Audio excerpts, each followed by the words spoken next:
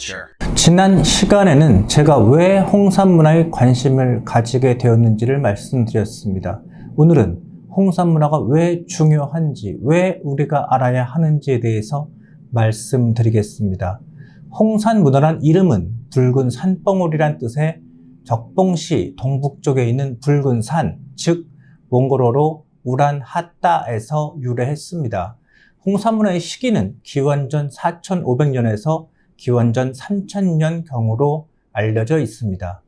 제가 만든 연구소 이름이 한국요하문명연구소입니다. 주로 홍산 문화를 연구합니다. 그러면 요하 문명은 뭐고 홍산 문화는 뭘까요?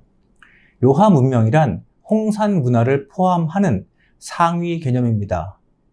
요하 일대의 신석기 문화로서 문화의 단계를 넘어 세계의 새로운 문명입니다. 홍산 문화 이외에도 소하서 문화, 흑룡화 문화, 부하 문화, 조보구 문화, 소하연 문화, 하가점 하층 문화 등이 여기 속합니다. 요하 문명 시기는 기원전 7000년까지 올라갑니다.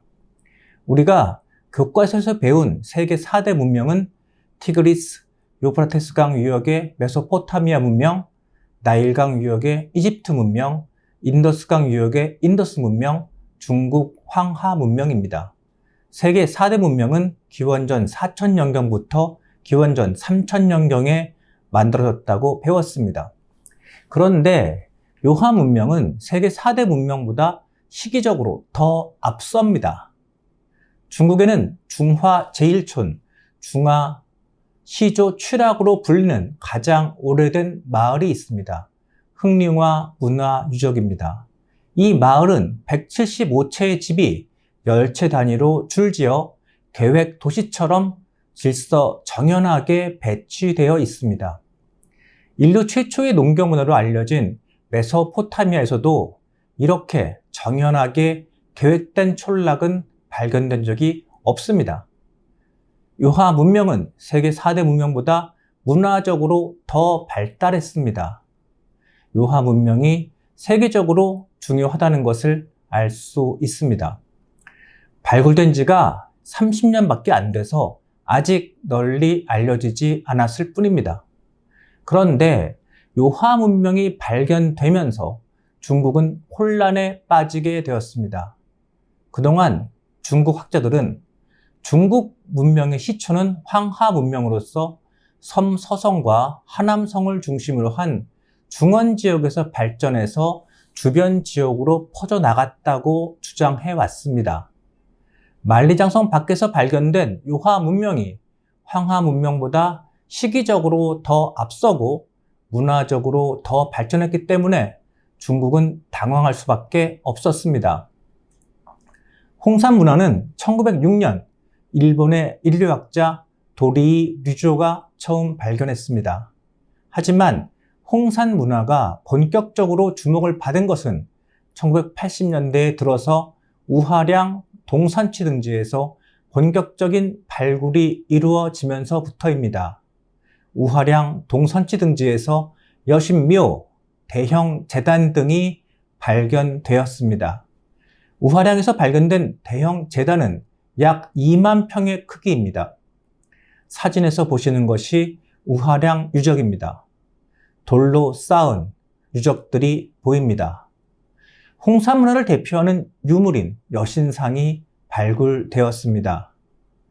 벽에는 번개무늬 등 벽화가 그려져 있었습니다. 제단에서는 흙으로 만든 새와 곰 조각 등이 발굴되었습니다.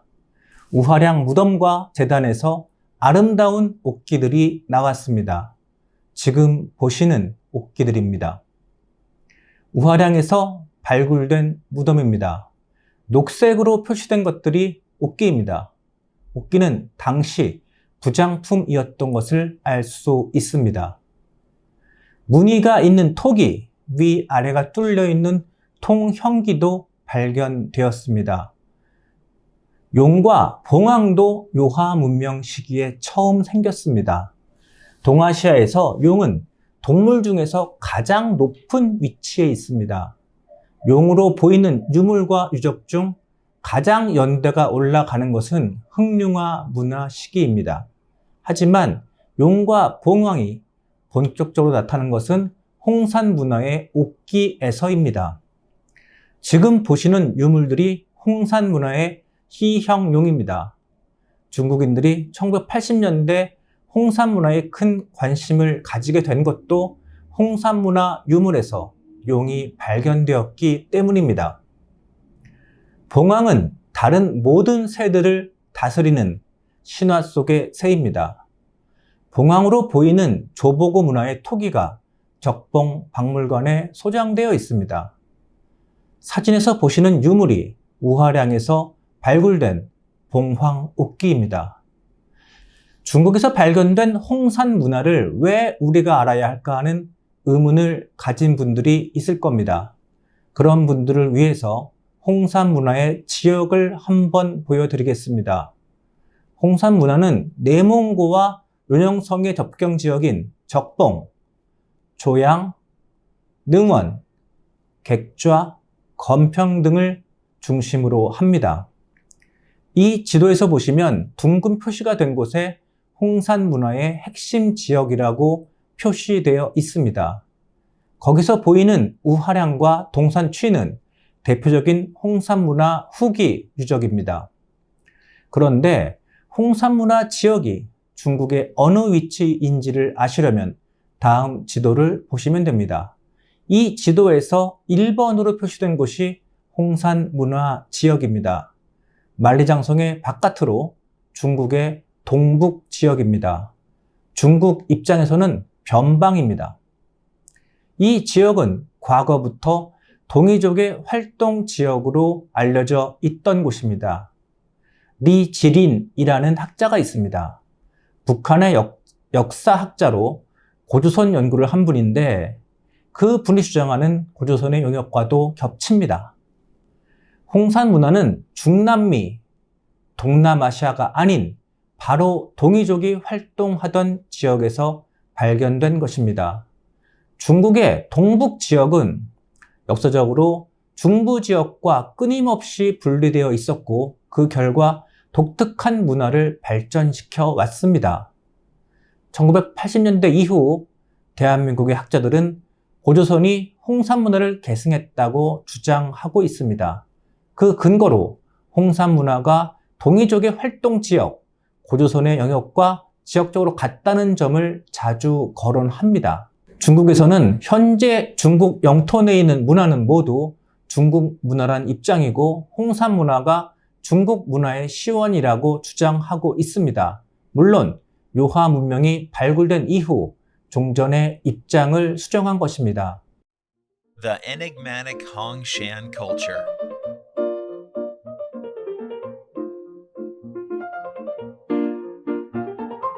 Who were the natives of Hongshan culture?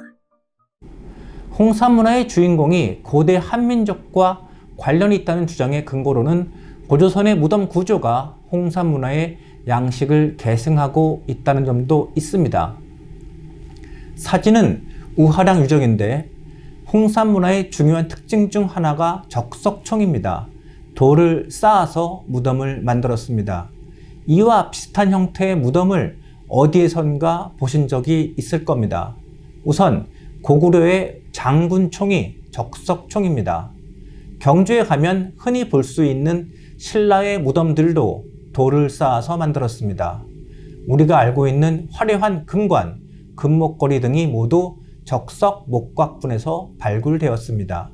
무덤 양식은 민족의 기원을 밝히는 데 중요한 자료입니다. 무덤은 인간의 죽음에 대해서 의미를 부여하고 또 죽음을 애도하는 과정에서 생겨나는 속성이 있습니다. 따라서 무덤은 오랫동안 유지되어 왔던 전통적인 사상의 토대 위에서 만들어지기 때문에 구조나 모양이 그 집단별로 독특한 형태를 가지는 경향이 있습니다. 단군 신화에서 등장하는 곰이 홍산 문화 당시 토템의 대상이었다는 점도 그 근거가 됩니다. 홍산 문화에서 발견된 빗살무늬 토기, 옥기와 유사한 유물이 한반도에서 발굴된다는 것도 중요한 근거입니다. 하지만 복규대 교수가 고백하듯이 그동안의 연구 결과로는 홍산 문화가 고대 한민족과 깊은 관련이 있다고 주장하기에는 증거가 부족했습니다. 저는 그 증거를 찾아 나섰습니다. 그리고 오랜 고민과 방황 끝에 결국 찾았습니다.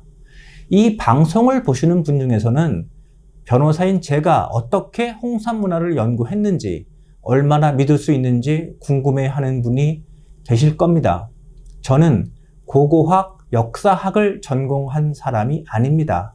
하지만 고대 한민족에 대해서 연구했고 책을 쓰기도 했습니다. 그리고 홍산 문화 유물을 직접 수집했습니다. 유물을 옆에 두고 보고 만지면서 고민한 사람은 사진으로 본 사람보다 진실에 다가가기 쉽습니다. 다음 방송부터는 홍산 문화 유물을 직접 보여드리면서 설명하겠습니다. 시청해 주셔서 감사합니다.